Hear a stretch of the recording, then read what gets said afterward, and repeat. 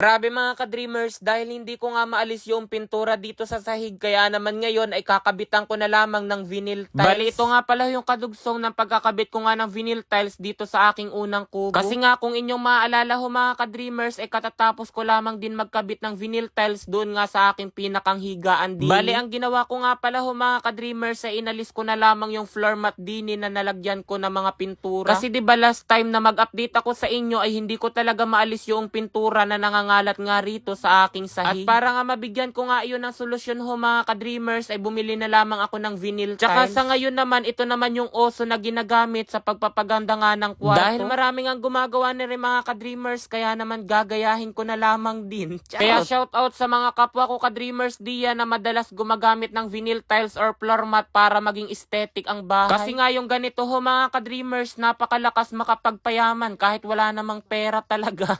At para nga magmukha akong mayaman kahit papaano ay gagamit na rin ako nitong vinyl tiles. Kasi nga tignan nyo naman ho mga ka-dreamers, nangingintab talaga itong vinyl at parang tunay na tiles. O diba kahit sa murang halaga ay maari na tayo magkaroon din ng tiles sa bahay. Abay napakamahal man din ho mga ka-dreamers ng tunay na tiles at parang yun nga ay nasa 200 pesos yung 40 by 40. Di hamak na mas makamumura ka nga rito kasi ito ay 15 pesos lamang ang isa. Tsaka ang hirap man din ho mga ka-dreamers magbili ng tunay na tiles tapos ilalagay mo dun sa sahig nyo, hindi naman ninyo sarili yun at nangungupahan lang din. Ano iyon? Meron kang pampatiles pero wala kang pampabahay. Kaya sa mga nagsasuggest ho mga ka-dreamers na dapat ipatiles ko na nga lamang daw yung bahay ay hindi nga ni ho yun sa amin sapagkat kami ay nangungupahan lamang doon. Syempre magpapatiles din naman ako ay dapat doon na nga sa sarili kong bahay kaya naman abangan nyo ho iyon mga ka-dreamers nalalapit sa ngayon ay magpapractice na lamang muna ako rito gamit itong vinyl tiles para kapag may bahay na kami ako na lamang yung magkakabit.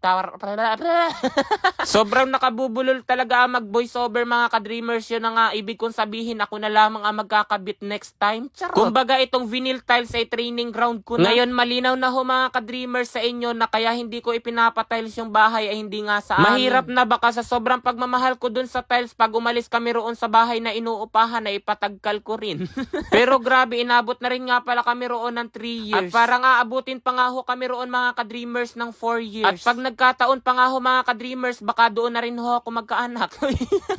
At sa loob nga ng 3 years ho namin doon mga ka-dreamers, ang palagi ko lamang nilalagay doon ay floor mat. Kasi nga di hamak na mas mura iyon kumpara dito sa vinyl tiles. At dahil sarili nga namin itong kubo, kaya naman ito na lamang ang kakabitan ko ng vinyl tiles. Sa ngayon ho mga ka-dreamers, puro kubo-kubo lamang yung aking pinapaganda. Kasunod ay yung mansyon na natin. Mansyon. Syempre dahil likas nga tayo na dreamer, kaya naman matutupad na rin ang ating dream house. Abay sobrang excited na talaga ho ako mga ka-dreamers na ipakita nga yun sa inyo. Sa ngayon wala pa, kaya wala pa rin akong maipakita sa inyo. Pangarap lang muna. Ganon talaga mga ka-dreamers, kapag pangarap mo palagi mong iminamanifest. Pero syempre imamanifest ko na yan sa 2025. At dahil malapit na nga yung 2025, kaya naman ngayon pa lamang na mamanifest ko na rin talaga. Kasi nagkakaroon na rin ho ako mga ka-dreamers ng money test kung talaga nga bang kasya ang pera.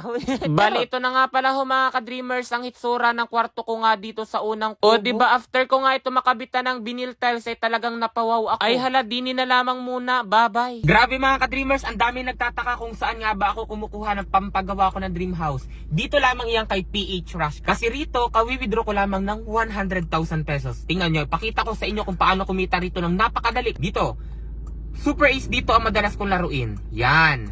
Play. 600. 400.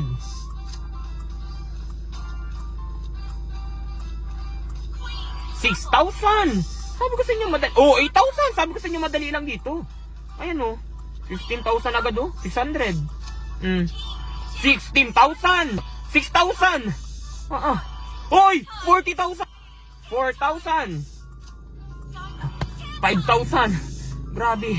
3,000! Ganyan dito sinasabi ko sa inyo. 16,500! Ganyan. 6,000! Ganyan kabilis dito.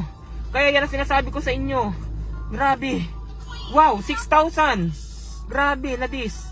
Ayan. Ayan, ayan, ayan. Isa pa. 1,400. Ayan. 164,000. 164,000. Grabe mga ka-dreamers, di ba? Napakalaki. Kaya rito kay Paytrash, napakadali lamang ng pera. Nasa comment section lang ang link kung nais nyo rin kumita ng ganitong kalaki. Ayan nga, oh, kawi-withdraw ko lang na malaki. Woo! Mag-register at mag-deposit, ilagay sa comment section at ang screenshot para manalo rin kayo sa akin ng 1,000 pesos.